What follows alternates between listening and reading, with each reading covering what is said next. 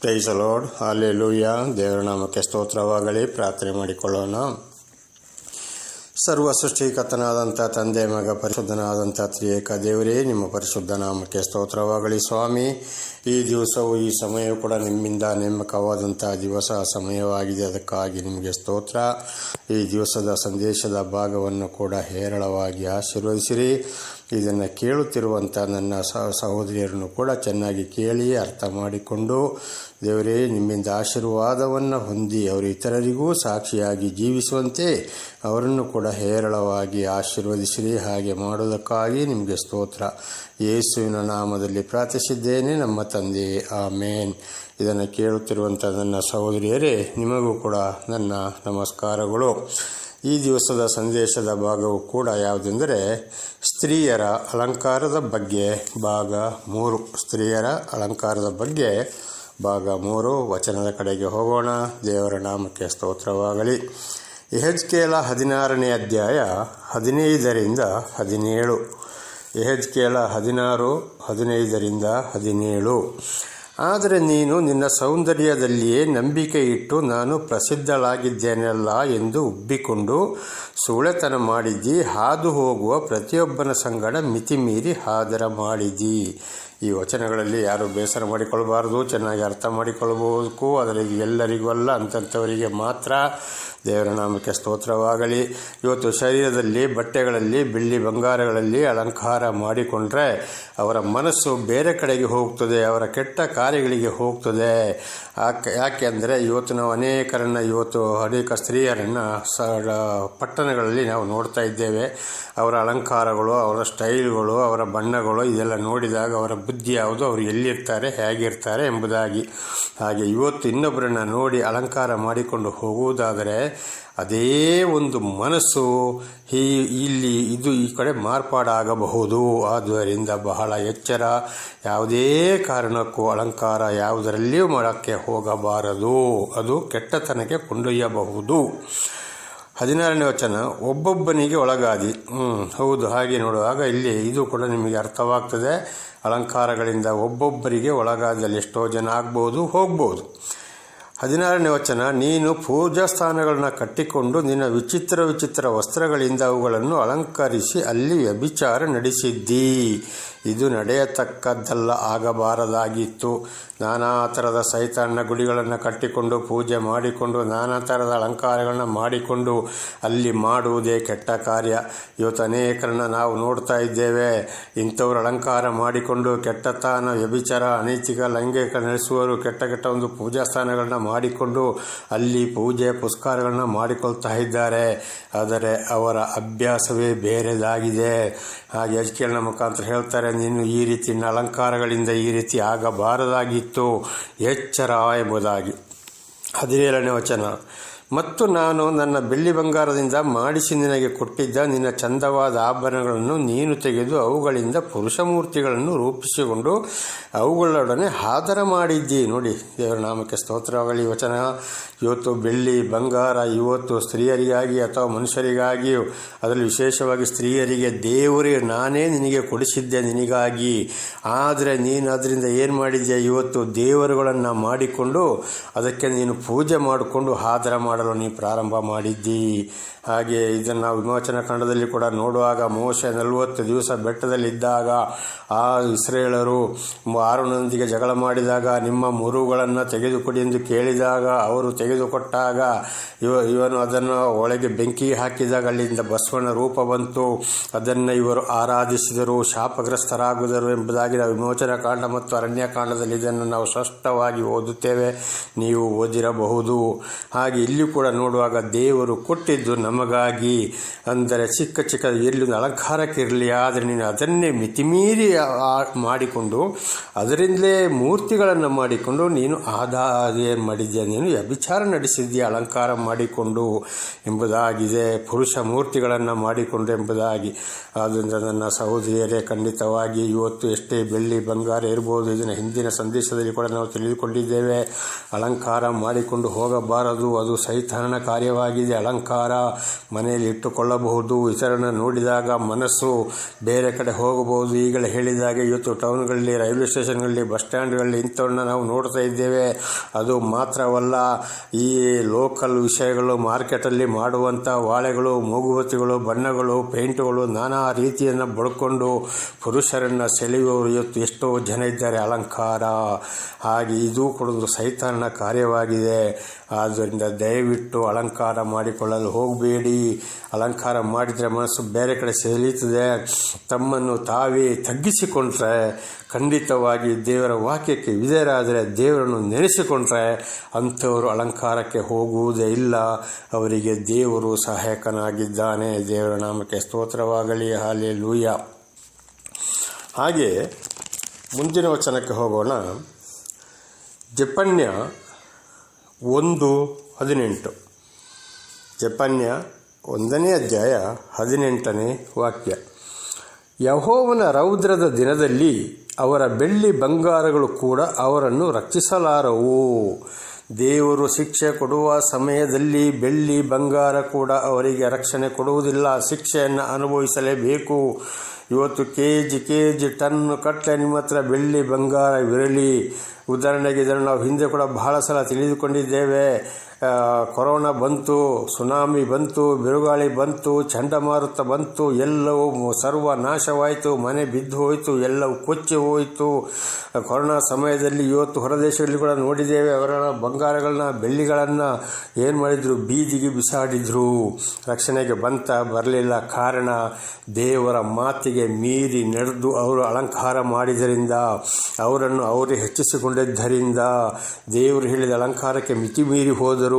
ಮತ್ತೆ ನನ್ನ ಆಸ್ತಿ, ನನ್ನ ಪಾಸ್ತಿ, ನನ್ನ ಬೆಳ್ಳಿ, ನನ್ನ ಬಂಗಾರ ಎಂಬುದು ಗರ್ವ ಅಹಂಕಾರದಿಂದ, ಆಗ ಯಾವಷ್ಟೇ ಹಣವಿರಲಿ, ಎಷ್ಟೇ ಬೆಳ್ಳಿ ಇರಲಿ, ಎಷ್ಟೇ ಬಂಗಾರ ಇರಲಿ, ಎಷ್ಟೇ ಆಸ್ತಿ ಇರಲಿ, ಎಷ್ಟೇ ದೊಡ್ಡ ಉದ್ಯೋಗ ಇರಲಿ, ಉನ್ನತ ಪದವಿಯಲ್ಲೇ ಇರಲಿ, ಆದರೆ ಖಂಡಿತವಾಗಿಯೂ ದೇವರ ಶಿಕ್ಷೆ ಬರುವಾಗ ಯಾರೂ ತಪ್ಪಿಸಿಕೊಳ್ಳಲು ಸಾಧ್ಯವಿಲ್ಲ. ಶಿಕ್ಷೆ ಅನುಭವಿಸಲೇಬೇಕು. ಯೆಶಾಯನ ಗ್ರಂಥದಲ್ಲಿ ಕೂಡ ನಾವು ಹಿಂದೆ 2-3 ಸಲ ಇದನ್ನು ತಿಳಿದುಕೊಂಡಿದ್ದೇವೆ. ಭೂಮಿಯೇ ನಿನಗೆ ಹಾಸಿಗೆ, ಆಕಾಶ ನಿನ್ನ ಹೊದಿಕೆ, ನೆಲದ ಮಣ್ಣಿನಲ್ಲಿ ಕೂತು ಬಿಡುವಳು ಎಂಬುದಾಗಿ. ಅವತ್ತು ಗಂಜಿ ಕೇಂದ್ರವೇ ಗತಿ. ಎಲ್ಲರ ಹಾಗೆ ಆಸ್ತಿ ಪಾಸ್ತಿ, ಬೆಳ್ಳಿ ಬಂಗಾರ, ಬಹಳ ಇಂಗ್ಲೀಷು ಉದ್ಯೋಗ ಬರುವುದಿಲ್ಲ. ಆದರೆ ಎಲ್ಲವೂ ಬೇಕು. ಆದರೆ ದೇವರ ವಾಕ್ಯಕ್ಕೆ ವಿಧೇಯರಾಗಿ ನಡೆದಾಗ ಮಾತ್ರ ದೇವರಿಂದ ರಕ್ಷಣೆ ಸಿಕ್ಕಬಹುದು. ಹೊರತು ನಾವು ನಮ್ಮಿಷ್ಟಕ್ಕೆ ಹೋದಾಗ, ನಮ್ಮಿಷ್ಟ ಅಹಂಕಾರ ಮಾಡಿದಾಗ, ನಮ್ಮಿಷ್ಟಕ್ಕೆ ಗರ್ವಹಂಕಾರ ಮಾಡಿದಾಗ ಖಂಡಿತವಾಗಿಯೂ ಶಿಕ್ಷೆ ಅನುಭವಿಸಲೇಬೇಕು. ಅಂಥ ಸಮಯದಲ್ಲಿ ಆಸ್ಪತ್ರೆಯಲ್ಲಿ ಅಯ್ಯೋ ಅಂತೇಳಿ ಬಿದ್ದಾಗ ಈ ಬೆಳ್ಳಿ ಬಂಗಾರಗಳು ರಕ್ಷಿಸಲು ಬರೋದು.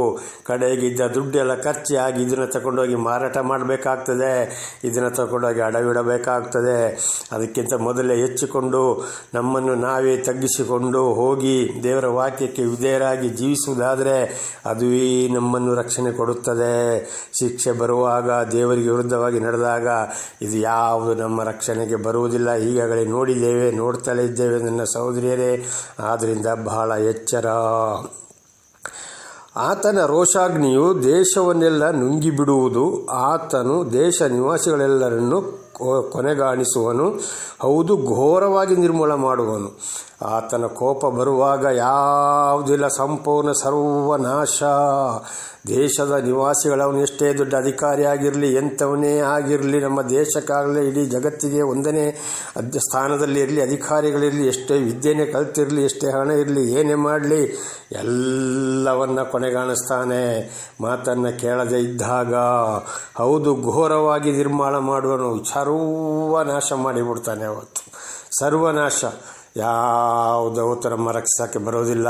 ನಮ್ಮ ರಕ್ಷಣೆಗೆ ಒಂದೇ ಒಂದು ದೇವರ ವಾಕ್ಯಕ್ಕೆ ವಿಧೇಯರಾಗಿ, ಬೆಳ್ಳಿ ಬೇಕು, ಬಂಗಾರ ಬೇಕು, ಬಟ್ಟೆ ಬೇಕು, ಆಸ್ತಿ ಬೇಕು, ಪಾಸ್ತಿ ಬೇಕು, ಎಲ್ಲವನ್ನ ದೇವರ ವಾಕ್ಯದ ಪ್ರಕಾರ ನಾವು ಇಟ್ಟುಕೊಂಡು ನಡ್ಕೊಂಡು ಹೋದರೆ ಮಾತ್ರ ನಮಗೆ ಆಶೀರ್ವಾದ. ಇಲ್ಲದ್ರೆ ಹೊರತು ಖಂಡಿತವಾಗಿ ಒಂದು ಸಲ ಬಹಳ ಉಬ್ಬಿ ಹೋಗ್ಬೋದು, ಬಹಳ ಬೆಳ್ಳಿ ಇರ್ಬೋದು, ಬಹಳ ಬಂಗಾರ ಇರ್ಬೋದು, ಬಹಳ ಅಲಂಕಾರ ಇರ್ಬೋದು, ನಾನಾ ಥರದ ಬಟ್ಟೆಗಳನ್ನ ಹಾಕ್ಕೊಂಡಿರ್ಬೋದು. ನನ್ನ ಆಸ್ತಿ, ನನ್ನ ಪಾಸ್ತಿ, ನನ್ನ ಕಾರು, ನನ್ನ ಹೆಂಡತಿ, ನನ್ನ ಮಕ್ಕಳು, ನನ್ನದೆಂಬುದು ಮೆರಿಬಹುದು. ಆದರೆ ಕೊನೆಯ ದಿವಸ ಖಂಡಿತವಾಗಿ ದೇವರು ನೋಡಿ ನೋಡಿ ನೋಡಿ ಒಂದು ದಿವಸ ಇಡ್ತಾನೆ. ಅವತ್ತು ಖಂಡಿತವಾಗಿಯೂ ಆ ಶಿಕ್ಷೆಯಿಂದ ತಪ್ಪಿಸಿಕೊಳ್ಳಲು ಸಾಧ್ಯವಿಲ್ಲ. ಇದಕ್ಕೆ ನನ್ನದೇ ಒಂದು ಸಣ್ಣ ಸಾಕ್ಷಿ ಕೊಡ್ತೀನಿ.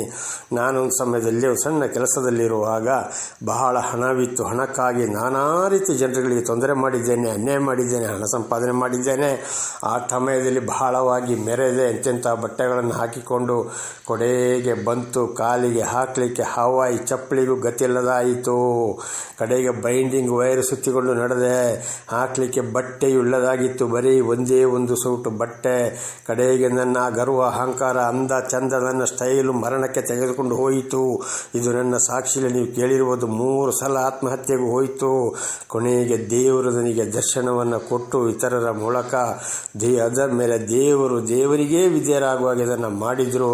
ಆದುದರಿಂದ ಇವತ್ತು ದೇವರ ಪರವಾಗಿ ಒಂದು ಸಾಕ್ಷಿಯಾಗಿ ಉಪದೇಶಕರನ್ನಾಗಿಯೂ ದೇವರು ಮಾಡಿದ್ದಾರೆ. ದೇವರ ನಾಮಕ್ಕೆ ಸ್ತೋತ್ರವಾಗಲಿ. ಇಲ್ಲದೆ ಹೋದರೆ ಖಂಡಿತವಾಗಿ ಇವತ್ತು ಅನೇಕ ಹಳ್ಳಿಗೆ ಮನೆಗಳಿಗೆ ಹೋಗಿ ಇವತ್ತು ನನ್ನ ಸಹೋದರ ಸಹೋದರಿಯರನ್ನು ಎಚ್ಚರಿಸುವಂತೆ ಯೂಟ್ಯೂಬಲ್ಲಿ ಕೂಡ ದೇವರ ವಾಕ್ಯವನ್ನು ಕೊಟ್ಟು ಸಾಕ್ಷಿಯಾಗಿ ಜೀವಿಸೋಕ್ಕೆ ಇವತ್ತು ನಾನು ಯಾವುದೇ ಯೋಗ್ಯನಲ್ಲ. ಕಾರಣ ದೇವರ ವಾಕ್ಯಕ್ಕೆ ದೇವರೇ ವಿಧೇಯರಾಗಿ ಮಾಡಿದರು, ಇತರರ ಮೂಲಕ ತಿಳಿಯಪಡಿಸಿದರು. ಹಾಗೆ ನನ್ನ ಸಹೋದರಿಯರೇ, ನಿಮಗೂ ಕೂಡ ಇವತ್ತು ನನ್ನ ಮೂಲಕ ತಿಳಿಯಪಡಿಸ್ತಾ ಇದ್ದಾರೆ. ಒಂದು ವೇಳೆ ಏನಾದರೂ ಇದರಲ್ಲಿ ತಪ್ಪಿ ಹೋಗಿದ್ದರೆ ಖಂಡಿತವಾಗಿ ಸರಿ ಮಾಡಿಕೊಳ್ಳಿರಿ. ದೇವರು ನಿಮ್ಮನ್ನು ಹೇರಳವಾಗಿ ಆಶೀರ್ವದಿಸ್ತಾರೆ. ದೇವರ ನಾಮಕ್ಕೆ ಸ್ತೋತ್ರವಾಗಲಿ. ಹಲ್ಲೆಲೂಯಾ. ಹಾಗೆ ಈಗ ಮುಂದಿನ ವಚನಕ್ಕೆ ಹೋಗೋಣ. 1 ತಿಮೋತಿ 2ನೇ ಅಧ್ಯಾಯ 10ನೇ ವಚನ. 1 ತಿಮೋತಿ 2ನೇ ಅಧ್ಯಾಯ 10ನೇ ಚಿನ್ನ. ಅವರು ಜಡೆ, ಚಿನ್ನ, ಮುತ್ತು, ಬೆಲೆಯುಳ್ಳ ವಸ್ತ್ರ ಮುಂತಾದವುಗಳಿಂದ ತಮ್ಮನ್ನು ಅಲಂಕರಿಸಿಕೊಳ್ಳದೆ ದೇವ ಭಕ್ತರೆನಿಸಿಕೊಳ್ಳುವ ಸ್ತ್ರೀಯರಿಗೆ ಯುಕ್ತವಾಗಿರುವ ಪ್ರಕಾರ ಸತ್ಕ್ರಿಯೆಗಳೆಂದರೆ ಅಲಂಕರಿಸಿಕೊಳ್ಳಬೇಕು. ದೇವರನ್ನು ಹಿಂಬಾಲಿಸುವವರು, ದೇವರಿಂದ ಕರೆಯಲ್ಪಟ್ಟವರು, ನಾನು ದೇವರೊಂದಿಗೆ ಜೀವಿಸ್ತೇನೆ ಅಂತೇಳಿ ಯೋಚನೆ ಮಾಡುವಂಥ ಇವತ್ತು ಸ್ತ್ರೀಯರು ಏನಾಗಬೇಕಂದ್ರೆ, ಕೆಲವರು ಜಡೆ, ಒಂದನೇ ಅಂಶ ಜಡೆ ಎನ್ನಂದರೆ ಬ್ಯೂಟಿ ಪಾರ್ಲರ್ಗೆ ಹೋಗಿ ಕೂದಲುಗಳನ್ನು ಅಲಂಕಾರ ಮಾಡಿಕೊಳ್ಳುತ್ತಾರೆ. ಇದು ಕೂಡ ದೊಡ್ಡ ತಪ್ಪು. ಅದು ಉದ್ದ ಇರಲಿ, ಸಣ್ಣದಾಗಿರಲಿ, ಕಪ್ಪು ಇರಲಿ, ಕೆಂಪು ಇರಲಿ, ದೇವರು ಕೊಟ್ಟದರಲ್ಲಿ ನಾವು ಇಡಬೇಕು. ಅಲಂಕರಿಸಿಕೊಳ್ಳಕ್ಕೆ ಹೋಗಬಾರ್ದು. ಇವತ್ತು ಅನೇಕರು ಸೇವಕರು ಹೆಂಡತಿಯರು ಕೂಡ ಬಹಳ ದಿವಸ ಏನು ಮಾಡ್ತಾರೆ, ಇವತ್ತು ಬಹಳ ಸಮಯದಲ್ಲಿ ಬ್ಯೂಟಿ ಪಾರ್ಲರ್ ಇರ್ತಾರೆ. ಇದು ದೇವರ ದೃಷ್ಟಿಯಲ್ಲಿ ದೊಡ್ಡ ತಪ್ಪು. 2ನೇದಾಗಿ ಚಿನ್ನ, ಅದನ್ನೀಗ ನಾವು ನೋಡಿಕೊಂಡಿದ್ದೇವೆ. ಅದರಿಂದ ಅಲಂಕಾರ ಮಾಡಿಕೊಳ್ಳಬಾರ್ದು. ಮತ್ತು ಮುತ್ತು, ವಜ್ರ, ವೈಡೂರ್ಯ, ಬೆಳೆ ಉಳ್ಳದ ವಸ್ತ್ರ, ನಾನಾ ಥರದ ಬಟ್ಟೆಗಳು, ₹10 ಬಟ್ಟೆ, ₹10 ಸೀರೆ, ₹10 ಬಟ್ಟೆ ಅಂತೇಳಿ ಹೇಳಿಕೊಂಡು ಇದರಲ್ಲಿ ಕೂಡ ಹೋಗಬಾರದು. ತಮ್ಮನ್ನು ತಾವೇ ತಗ್ಗಿಸಿಕೊಂಡು ಆದಷ್ಟು ತಗ್ಗಿದ ರೀತಿಯಲ್ಲಿ ನಾವು ಹೋಗಿಕೊಳ್ಳಬೇಕು. ಈ ಒಂದು ಅಲಂಕಾರ ಇತರರ ಕಡೆಗೆ ಹೋಗುತ್ತದೆ ಮತ್ತು ಇತರನ್ನು ಹೀನ ಒಂದು ಸ್ಥಿತಿಯಲ್ಲಿ ನೋಡುವಂಥ ಪರಿಸ್ಥಿತಿ ಕೂಡ ಬರ್ತದೆ. ಹಾಗಿಲ್ಲಿ ಮುಂತಾದವುಗಳಿಂದ ತಮ್ಮನ್ನು ಅಲಂಕರಿಸಿಕೊಳ್ಳದೆ ದೇವ ಭಕ್ತರೆನಿಸಿಕೊಳ್ಳುವ ಸ್ತ್ರೀಯರಿಗೆ ಯುಕ್ತವಾಗಿರುವ ಪ್ರಕಾರ ಸತ್ಕ್ರಿಯೆಗಳೆಂದರೆ ಅಲಂಕರಿಸಿಕೊಳ್ಳಬೇಕು. ಆವಾಗ ದೇವರೊಂದಿಗೆ ಜೀವಿಸುವವರು, ದೇವರಿಂದ ಆತ್ಮವನ್ನು ಹೊಂದಿದವರು, ದೇವರಲ್ಲಿ ಸಂಪೂರ್ಣ ಭಯ ಭಕ್ತಿ ಇಟ್ಟವರು ಈ ಜಡೆ, ಚಿನ್ನ, ಮುತ್ತು, ಬೆಳೆಯುಳ್ಳ ವಸ್ತ್ರ ಇವುಗಳಿಂದ ಅಲಂಕರಿಸಿಕೊಳ್ಳದೆ ಸಂಪೂರ್ಣವಾಗಿ ದೇವರ ವಾಕ್ಯಕ್ಕೆ ವಿಧೇಯರಾಗಿ ತಮ್ಮನ್ನೇ ತಾವೇ ತಗ್ಗಿಸಿಕೊಳ್ಳುತ್ತಾರೆ. ಅವರಲ್ಲಿ ಎಷ್ಟೇ ಆಸ್ತಿ ಇರ್ಬೋದು, ಎಷ್ಟೇ ಪಾಸ್ತಿ ಇರ್ಬೋದು, ಎಷ್ಟೇ ಬೆಳ್ಳಿ ಇರ್ಬೋದು, ಎಷ್ಟೇ ಬಂಗಾರ ಇರ್ಬೋದು, ಈ ರೀತಿಯಲ್ಲಿ ಅವರ ಒಂದು ಜೀವನವಾಗಿರ್ತದೆ. ಇದರಲ್ಲಿ ತಿಳಿದುಕೊಳ್ಳಬೇಕಾಗಿದೆ, ದೇವರ ಆತ್ಮ ಇವರಲ್ಲಿದೆ, ಇವರು ದೇವರನ್ನು ಹಿಂಬಾಲಿಸುವವರು ಎಂಬುದಾಗಿ ತಪ್ಪಿ ಈಗಾಗಲೇ ನಾವು ತಿಳಿದುಕೊಂಡ ಹಾಗೆ 1ರಿಂದ ಇವತ್ತು ಇಲ್ಲಿಯವರೆಗೆ ತಿಳಿದುಕೊಳ್ಳುವ ಹಾಗೆ ಸಂಪೂರ್ಣವಾಗಿ ಅಲಂಕಾರ ಇದ್ದರೆ ಎಷ್ಟೇ ಪ್ರಾರ್ಥನೆ ಮಾಡಲಿ, ಏನೇ ಮಾಡಲಿ, ಖಂಡಿತವಾಗಿ ಅವರು ದೇವರೊಂದಿಗಿಲ್ಲ ಎಂಬುದಾಗಿ ತಿಳಿದುಕೊಳ್ಳಬೇಕಾಗುತ್ತದೆ. ದೇವರ ನಾಮಕ್ಕೆ ಸ್ತೋತ್ರವಾಗಲಿ. ಅವರಲ್ಲಿ ದೇವರ ಆತ್ಮವು ಇಲ್ಲ ಎಂಬುದಾಗಿ. ಮುಂದಿನ ವಚನಕ್ಕೆ ಹೋಗೋಣ. ದೇವರ ನಾಮಕ್ಕೆ ಸ್ತೋತ್ರವಾಗಲಿ. 1 ಪೇತ್ರ 3ನೇ ಅಧ್ಯಾಯ 1ರಿಂದ 6. ಅದೇ ರೀತಿಯಾಗಿ ಸ್ತ್ರೀಯರೇ ನಿಮ್ಮ ಗಂಡಂದಿರಿಗೆ ಅಧೀನರಾಗಿರಿ. ಕೆಲವರಲ್ಲಿ ಅವರು ದೇವರ ವಾಕ್ಯಕ್ಕೆ ಅವಿಧೇಯರಾಗಿದ್ದರೂ ನೀವು ನಿರ್ಮಲರಾಗಿಯೂ ಭಯಭರಿತರಾಗಿಯೂ ನಡೆದುಕೊಳ್ಳುವುದನ್ನು ಅವರು ನೋಡಿ ವಾಕ್ಯೋಪದೇಶವಿಲ್ಲದೆ ತಮ್ಮ ಹೆಂಡತಿಯರಾದ ನಿಮ್ಮ ನಡತೆಯಿಂದಲೇ ಸನ್ಮಾರ್ಗಕ್ಕೆ ಬಂದರು ಎಂಬುದಾಗಿ. ಅನೇಕ ಇವತ್ತು ಹೆಂಡತಿಯರಿಗೆ ಪೇತ್ರನ ಮೂಲಕ ದೇವರು ತಿಳಿಸ್ತಾ ಇದ್ದಾನೆ, ನಿಮ್ಮ ಅಲಂಕಾರಗಳನ್ನು ಇದನ್ನೆಲ್ಲ ಬಿಟ್ಟು ಗಂಡಂದರಿಗೆ ವಿಧೇಯರಾಗಿ ತಮ್ಮನ್ನು ತಾವೇ ತಗ್ಗಿಸಿಕೊಳ್ಳಿ. ಆವಾಗ ನಿಮ್ಮ ಗುಣ ನಡತೆ ನಿಮ್ಮ ಪ್ರೀತಿಗಳನ್ನು ನೋಡಿ ಇವತ್ತು ದೇವರನ್ನು ನಂಬದಂಥ ಗಂಡಂದಿರು ಇದ್ದರೆ ನಿಮ್ಮೊಂದು ನಡತೆಯಿಂದ ಅವರು ಕೂಡ ದೇವರ ಬಳಿಗೆ ಬರಲು ಅವಕಾಶವಿದೆ. ನನ್ನ ಹೆಂಡತಿ ಯಾವುದೇ ಅಲಂಕಾರ ಅದು ಮಾಡಿಕೊಳ್ಳೋದಿಲ್ಲ, ಇಷ್ಟೆಲ್ಲ ಇದ್ದರೂ ಎಷ್ಟು ಗುಣದಲ್ಲಿದ್ದಾಳೆ, ಎಷ್ಟು ದಾನ ಧರ್ಮ ಮಾಡ್ತಾ ಇದ್ದಾಳೆ ಎಂಬುದಾಗಿ ಅನೇಕ ಹೆಂಡತಿಯರಿಂದಾಗಿ ಅವರನ್ನು ನೋಡಿ ಇವತ್ತು ಗಂಡಂದಿರು ಬರುವವರಾಗಿದ್ದಾರೆ, ದೇವರ ಬಳಿಗೆ ಬರಬಹುದು. ಒಂದು ವೇಳೆ ಹೆಂಡತಿ ನಾನಾ ಥರದ ಅಲಂಕಾರಕ್ಕಾಗಿ ಗಂಡನ ಹತ್ರ ಜಗಳ ಮಾಡುವುದಾದರೆ ಅಂಥ ಗಂಡಂದಿರು ಬೇಸತ್ತು ಖಂಡಿತವಾಗಿ ದೇವರ ಬಳಿಗೆ ಬರಲು ಸಾಧ್ಯವೇ ಇಲ್ಲ. ಕೆಲವು ಹೆಂಡತಿಯರು ತಗ್ಗಿ ನಡತೆಯಿಂದಲೇ ಗಂಡಂದಿರು ಕೂಡ ದೇವರ ಬಳಿಗೆ ಬರುವ ಸಾಧ್ಯತೆ ಇದೆ ಎಂಬುದಾಗಿ ಪೇತ್ರನ ಮೂಲಕ ಯೇಸ್ವಾಮಿ ತಿಳಿಸಿದ್ದಾರೆ. ದೇವರ ನಾಮಕ್ಕೆ ಸ್ತೋತ್ರವಾಗಲಿ. ಹಲ್ಲೆಲೂಯಾ. ಜಡೆ ಹೆಣಿದುಕೊಳ್ಳುವುದು, ಚಿನ್ನದ ಒಡವೆಗಳನ್ನು ಇಟ್ಟುಕೊಳ್ಳುವುದು, ವಸ್ತ್ರಗಳನ್ನು ಧರಿಸಿಕೊಳ್ಳುವುದು, ಈ ಮೊದಲಾದ ಹೊರಗಣ ಶೃಂಗಾರವೇ ನಿಮ್ಮ ಅಲಂಕಾರವಾಗಿರಬಾರದು. ಇದನ್ನು ಈಗಲೇ ಹೇಳಿದಾಗೆ ಜಡೆಯಲ್ಲಿ ಚಿನ್ನ ಒಡವೆ ಇಟ್ಟುಕೊಳ್ಳುವುದು, ವಸ್ತ್ರ ನಾನಾ ಥರದ ಬಟ್ಟೆಗಳ ಅದು ಆಗಿರಬಾರದು. ಇದೀ ಅಲಂಕಾರವನ್ನು ಶರೀರದಲ್ಲಿ ಅಲಂಕಾರವನ್ನು ಮಾಡಿಕೊಳ್ಳಬಾರದು. ಮತ್ತು ಏನು ಮಾಡಬೇಕಾಗ? ಸಾತ್ವಿಕವಾದ ಶಾಂತ ಮನಸ್ಸು ಎಂಬ ಒಳಗನ ಭೂಷಣವೇ ನಿಮ್ಮ ಅಲಂಕಾರವಾಗಿರಲಿ. ನಿಮ್ಮ ಮನಸ್ಸು ಸಂಪೂರ್ಣವಾಗಿ ತಮ್ಮನ್ನು ತಾವೇ ತೆಗೆದು ಒಳ್ಳೆಯ ಗುಣ, ಗಂಡಂದಿರಲ್ಲಿ ಪ್ರೀತಿ, ಎಲ್ಲರಲ್ಲಿ ಪ್ರೀತಿ, ದೇವರಲ್ಲಿ ಭಯ, ಭಕ್ತಿ, ಪ್ರೀತಿ ಇದನ್ನು ಬಿಟ್ಟು ಎಷ್ಟೇ ಅಲಂಕಾರ ಮಾಡಿಕೊಂಡರೂ ಅದು ದೇವರಿಗೂ ಇಷ್ಟವಲ್ಲ, ಗಂಡಂದರಿಗೂ ಕೂಡ ಬೇಸರವಾಗಿರಬಹುದು ಎಂಬುದಾಗಿ. ಇದು ಶಾಶ್ವತವಾದರೂ ದೇವರ ದೃಷ್ಟಿಗೆ ಬಹು ಬೆಲೆಯುಳ್ಳದ್ದು ಆಗಿದೆ. ನೋಡಿ, ತನ್ನನ್ನು ತಾನೇ ತಗ್ಗಿಸಿಕೊಂಡು ಇದ್ದರೂ ಅಲಂಕಾರ ಮಾಡದೆ ಹೋಗುವುದೇ ದೇವರಿಗೆ ಶಾಶ್ವತವಾದಂಥ ಒಂದು ನಿಯಮ, ದೇವರಿಗೆ ಪ್ರೀತಿ ಬೆಲೆಯುಳ್ಳದ್ದು ಆಗಿದೆ. ಪೂರ್ವಕಾಲದಲ್ಲಿ ದೇವರ ಮೇಲೆ ನಿರೀಕ್ಷಣೆ ಇಟ್ಟ ಭಕ್ತರಾದ ಸ್ತ್ರೀಯರು ಸಹ ಹೀಗೆ ತಮ್ಮನ್ನು ಅಲಂಕರಿಸಿಕೊಂಡರು. ಹಿಂದಿನ ಕಾಲದಲ್ಲಿದ್ದವರು ಕೂಡ ಏನು ಮಾಡಿದರು? ದೇವರ ಮೇಲೆ ನಿರೀಕ್ಷೆ ಇಟ್ಟು ಇದೇ ರೀತಿ ಬೆಳ್ಳಿ, ಬಂಗಾರ, ವಜ್ರ, ವೈಡ್ಯ, ಮುತ್ತುಗಳಿಂದ ಅಲಂಕರಿಸಿಕೊಳ್ಳದೆ ತಮ್ಮನ್ನು ತಾವೇ ತಗ್ಗಿಸಿಕೊಂಡು ದೇವರ ವಾಕ್ಯಕ್ಕೆ ವಿಧೇಯರಾಗಿ ಸ್ತ್ರೀಯರು ಜೀವಿಸಿದರು ಎಂಬುದಾಗಿ.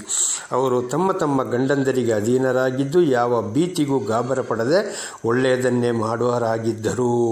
ತಮ್ಮನ್ನು ತಾವೇ ತಗ್ಗಿಸಿಕೊಂಡು ವಾಕ್ಯಕ್ಕೆ ವಿಧೇಯರಾಗಿ ಜೀವಿಸ್ತಾ ಇದ್ದರು.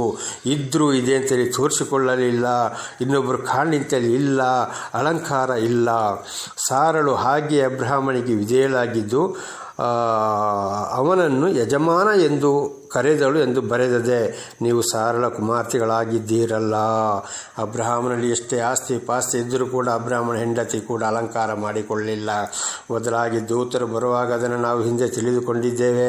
ಅಬ್ರಹಾಮನು ಹೇಳಿದಾಗ ಅಡಿಗೆ ಮಾಡಿದ್ಲು. ಅಬ್ರಹಾಮನು ಬಡಿಸುವಾಗ ಹಿಂದಿನ ಬಾಗಿಲಲ್ಲಿ ನಿಂತರು. ಎದ್ದು ಬಂದು ಗಂಡನ ಎದುರುಗಡೆ ನಿಲ್ಲಿಲ್ಲ, ಮಾತಾಡಲಿಲ್ಲ. ಇದು ನಿಜವಾದ ಒಂದು ಸ್ತ್ರೀಯರ ಒಂದು ಭಯ ಭಕ್ತಿಯಾಗಿದೆ. ಗಂಡಂದರಿಗೆ ವಿಧೇಯರಾಗಿದೆ, ದೇವರ ವಾಕ್ಯಕ್ಕೆ ವಿಧೇಯರಾಗುವುದಿದೆ. ಎಷ್ಟೋ ಆಸ್ತಿ ಪಾಸ್ತಿ ಬೆಳ್ಳಿ ಬಂಗಾರ ಅಬ್ರಹಾಮನಲ್ಲಿ ಇತ್ತು, ಆದರೆ ಒಂದೇ ಒಂದು ಅಲಂಕಾರ ಮಾಡಿಕೊಳ್ಳಲಿಲ್ಲ. ಉದಾಹರಣೆಗೆ ಇಸಾಕನ ಹೆಂಡತಿಯನ್ನು ಕೂಡ ಇಸಾಕನಿಗೆ ಹೆಂಡತಿಯ ಕರೆದುಕೊಂಡು ಬರುವಾಗ ರೆಬೆಕ್ಕಳ ಅಣ್ಣನು ಬೇಕಾದಷ್ಟು ಬಂಗಾರಗಳನ್ನ ಒಡವೆಗಳನ್ನ ಕೊಟ್ಟು ಕಳಿಸಿದ. ಅದನ್ನು ಧರಿಸಿಕೊಂಡು ರೆಬೆಕ್ಕಳು ಅಲಂಕಾರ ಮಾಡಿಕೊಳ್ಳಲಿಲ್ಲ. ಜೋಸೆಫನ ಹೆಂಡತಿ ಮರಿಯಾ, ಆ ಮರಿಯಳು ಕೂಡ ಏನೇ ಅಲಂಕಾರ ಮಾಡಿಕೊಳ್ಳಲಿಲ್ಲ. ಜಕರಿಯನ ಹೆಂಡತಿ ಎಲಿಜಬೆತಳು ಅಲಂಕಾರ ಮಾಡಿಕೊಳ್ಳಲಿಲ್ಲ. ತಮ್ಮನ್ನು ತಾವೇ ತಗ್ಗಿಸಿಕೊಂಡು ದೇವರಿಂದ ಆಶೀರ್ವಾದವನ್ನು ಹೊಂದಿದಂಥ ಸ್ತ್ರೀಯರಾಗಿದ್ದಾರೆ. ಆದ್ದರಿಂದ ನನ್ನ ಸಹೋದರಿಯರೇ, ಎಷ್ಟೇ ಇರೋದು ತಪ್ಪಲ್ಲ, ಆದರೆ ಅದರಲ್ಲಿ ಯಾವ ಬಟ್ಟೆ, ಮುತ್ತು, ಬೆಳ್ಳಿ, ಬಂಗಾರ ಯಾವುದೇ ಅಲಂಕಾರ ಮಾಡಿಕೊಂಡು ತೋರಿಸಿಕೊಳ್ಳಬಾರದು. ದೇವರ ವಾಕ್ಯಕ್ಕೆ ವಿಧೇಯರಾಗಿ ಜೀವಿಸಿದರೆ ಮಾತ್ರ ಆಶೀರ್ವಾದ. ಪ್ರಾರ್ಥನೆ ಮಾಡಿಕೊಳ್ಳೋಣ. ಸರ್ವ ಸೃಷ್ಟಿಕರ್ತನಾದಂಥ ತಂದೆ, ಮಗ, ಪರಿಶುದ್ಧನಾದಂಥ ತ್ರಿಯೇಕ ದೇವರೇ, ನಿಮ್ಮ ಪರಿಶುದ್ಧ ನಾಮಕ್ಕೆ ಸ್ತೋತ್ರವಾಗಲಿ. ಇವತ್ತಿನ ಒಂದು ಸಂದೇಶವನ್ನು ನನ್ನ ಸಹೋದರಿಯರಿಗೆ ತಿಳಿಸಲು ನೀವು ಆಶೀರ್ವಾದ ಮಾಡಿದ್ದಕ್ಕಾಗಿ ಸ್ತೋತ್ರ. ನಿಮ್ಮಿಂದ ಆಶೀರ್ವಾದ ಹೊಂದಿದ ಸ್ತ್ರೀಯರಾಗಿದ್ದರೆ ದೇವರೇ, ಇದನ್ನು ಕೇಳುತ್ತಿರುವಂಥ ನನ್ನ ಸಹೋದರಿಯರು ಚೆನ್ನಾಗಿ ಅರ್ಥ ಮಾಡಿಕೊಂಡು ಅವರಿಗೆ ಏನಾದರೂ ಗೊತ್ತಿಲ್ಲದೆಯೂ ತಪ್ಪು ಮಾಡಿದ್ದರೆ ಅವರನ್ನು ಕ್ಷಮಿಸಿ, ಮುಂದೆ ವಚನವನ್ನು ಕೇಳಿಕೊಂಡು ಅದನ್ನು ಅರ್ಥ ಮಾಡಿಕೊಂಡು ನಿಮ್ಮ ಬಳಿಗೆ ಬಂದು ನಿಮ್ಮಿಂದ ಆಶೀರ್ವಾದವನ್ನು ಪಡೆದುಕೊಳ್ಳಲು ಬೇಕಾದಂಥ ವಿಶೇಷವಾದ ಜ್ಞಾನವನ್ನು ಅವರನ್ನು ಅನುಗ್ರಹಿಸಿ ನಿಮ್ಮ ಪವಿತ್ರ ಆತ್ಮರ ಮೂಲಕ ಅವರನ್ನು ಹೇರಳವಾಗಿ ನಡೆಸುವುದಕ್ಕಾಗಿ ಸ್ತೋತ್ರ. ಅವರು ಕೂಡ ನಿಮ್ಮ ಪರವಾಗಿ ಇತರರಿಗೆ ಸಾಕ್ಷಿ ನುಡಿಯುವಂತೆ ಅವರಲ್ಲಿ ಕೂಡ ನಿಮ್ಮ ಕರುಣೆ, ಪ್ರೀತಿ ಹೇರಳವಾಗಿರಲಿ. ಹಾಗೆ ಮಾಡುವುದಕ್ಕಾಗಿ ನಿಮಗೆ ಸ್ತೋತ್ರ. ನಿಮ್ಮೆಲ್ಲ ಉಪಕರಣಗಳಿಗಾಗಿ ಕೃತಜ್ಞತಾ ವಂದನೆಗಳು. ಯೇಸುವಿನ ನಾಮದಲ್ಲಿ ಪ್ರಾರ್ಥಿಸಿದ್ದೇನೆ ನಮ್ಮ ತಂದೆ, ಆಮೇನ್. ಇದನ್ನು ಕೇಳಿದಂಥ ನನ್ನ ಸಹೋದರಿಯರೇ, ನಿಮಗೂ ನನ್ನ ಧನ್ಯವಾದಗಳು.